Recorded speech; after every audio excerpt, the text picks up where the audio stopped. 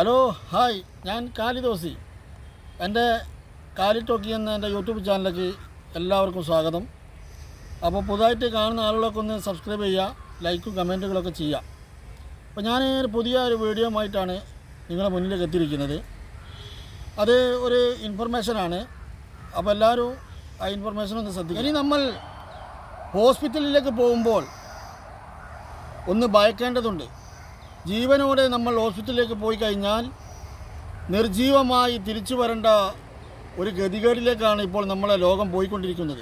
ചികിത്സാ പിഴവിനെ തുടർന്ന് ഒരു രോഗി മരണപ്പെട്ട് കഴിഞ്ഞാൽ ആ ഡോക്ടർക്ക് ഒരു ക്രിമിനൽ കുറ്റമുണ്ടായിരുന്നു, ക്രിമിനൽ കേസുണ്ടായിരുന്നു.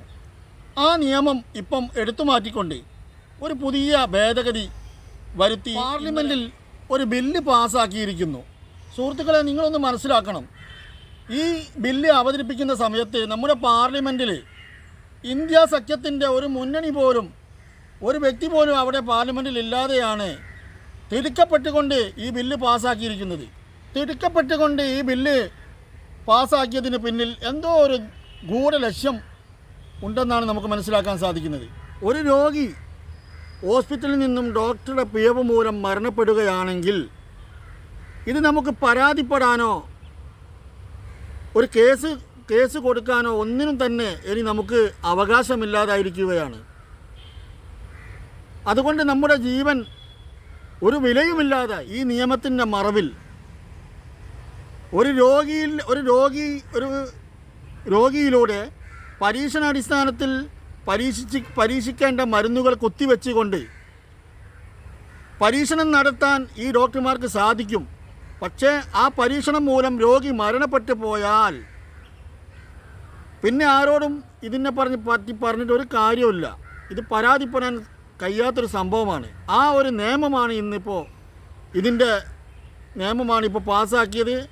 ആ നിയമത്തിൻ്റെ ദൂഷ്യഫലങ്ങൾ ഇതൊക്കെ ആയിരിക്കും വരാനിരിക്കുന്നത്. പ്രതിപക്ഷങ്ങളൊന്നുമില്ലാതെ ഈ ബില്ല് തിടുക്കപ്പെട്ട് പാസ്സാക്കിയതിൻ്റെ പിന്നിൽ എന്താണ് ഇത് ഇത്ര തിടുക്കപ്പെട്ട് പാസ്സാക്കാനുള്ള കാരണമെന്ന് നമ്മൾ ഒന്ന് ഇരുന്ന് ചിന്തിക്കേണ്ട ഒരു കാര്യമാണ്. ഇന്ത്യൻ മെഡിക്കൽ അസോസിയേഷൻ്റെ ഒരു നിവേദനം പരിഗണിച്ചുകൊണ്ടാണ് ഈ നിയമം ഇപ്പോൾ പാർലമെൻറ്റിൽ പാസ്സാക്കിയത്. തീർച്ചയായും ഇതിന് പിന്നിൽ ഒരു അജണ്ടയുണ്ട്. ഏതെങ്കിലും അണ്ടികോടന്മാർ എന്തെങ്കിലും ഒരു നിവേദനം സമർപ്പിക്കുമ്പോൾ ഒന്നും നോക്കാതെ ഇത്തരത്തിൽ ധൃതി പിടിച്ചുകൊണ്ട് ഒരു ബില്ല് പാസ്സാക്കുന്നത് എന്തിൻ്റെ അടിസ്ഥാനത്തിലാണ്? അതാണ് മനസ്സിലാവാത്തത്. ഇവിടുത്തെ ജനങ്ങളോട് എന്ത് പ്രതിബദ്ധത ഈ സർക്കാരിനുള്ളത്? ജനങ്ങൾക്ക് വേണ്ടിയുള്ള സർക്കാർ ജനങ്ങളെ സംരക്ഷിക്കുന്നതിന് പകരം ജനങ്ങളെ ദ്രോഹിക്കുന്നത് കലികാലം എന്നല്ലാതെ എന്ത് പറയാനാ? സുഹൃത്തുക്കളെ, നിങ്ങളൊന്ന് മനസ്സിലാക്കണം. ഇതിപ്പോൾ കേന്ദ്ര സർക്കാർ പാർലമെൻറ്റിൽ വെച്ച് ഈ വിഷയം അവതരിപ്പിച്ചു കഴിഞ്ഞു, അതായത് പാസ്സാക്കി കഴിഞ്ഞു. ഇനി ഈ ബില്ല് രാജ്യസഭയിലേക്ക് എത്തിക്കഴിഞ്ഞാൽ, രാജ്യസഭയും കൂടി ഇത് പാസ്സാക്കി കഴിഞ്ഞാൽ പിന്നീട് വരുന്നത് നമ്മുടെ രാഷ്ട്രപതി ഇതിൽ ഒപ്പുവെക്കുകയാണ്. രാഷ്ട്രപതി ഇത് ഒപ്പുവെച്ച് കഴിഞ്ഞാൽ ഇത് ഡോക്ടർമാർക്ക് കൊടുക്കുന്ന ഒരു ലൈസൻസായി.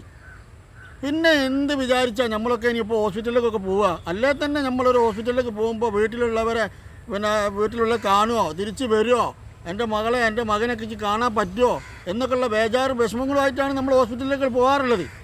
ഈ നിയമം വന്നതോടുകൂടി ഇനി എന്ത് ധൈര്യത്തിലാണ് നമ്മളൊക്കെ ഹോസ്പിറ്റലിലേക്ക് പോവുക? ഒന്ന് ചിന്തിച്ച് നോക്കൂ. ഞാൻ എൻ്റെ ഒരു പ്രതിഷേധം രേഖപ്പെടുത്തിയെന്നേ ഉള്ളൂ. ആയിക്കോട്ടെ, ഇനി ഒരു അടുത്ത വീഡിയോ കാണുന്നത് വരെ നമുക്ക് പിരിയാം.